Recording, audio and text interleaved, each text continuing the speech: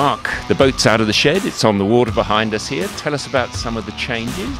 Yeah, well look, I can't tell you all the changes. Essentially what we've done is bought this boat from a 2005 vintage boat in line with current thinking. So a bit fuller boat, the rig slides back in the boat, there's a bit more volume in the bow, we've got a bit of flare in the transom just to get the sheeting angle a bit wider and try and match the wider boats, but we're still very much a skinny boat and from that family. Same but different for Wild Oats. Tell us a bit about that. Yeah, look, similar concept.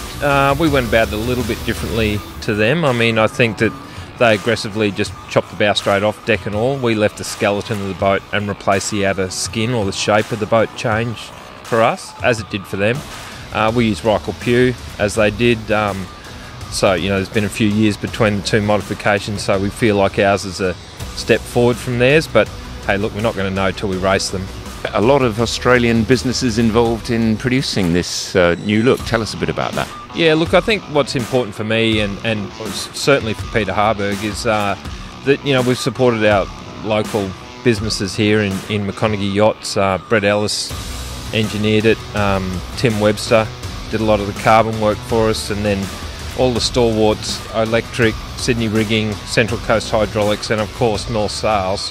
This team has been doing this sort of work for a long time on different boats, and I feel like it's great to get the band back together, so to speak, and not build a new boat, but go as close as you can these days. What sort of performance enhancements and gains do you think you'll be getting out of the boat in its current configuration? We thought we were already pretty strong upwind, and I feel like we've gained just a click there. The directional stability of the boat certainly showing to be a little easier to drive, a little less rudder than we had before. We haven't increased the riding moment, so the riding moment is what it is, so that drives the speed really, so Comanche's still going to have an advantage when it's windy.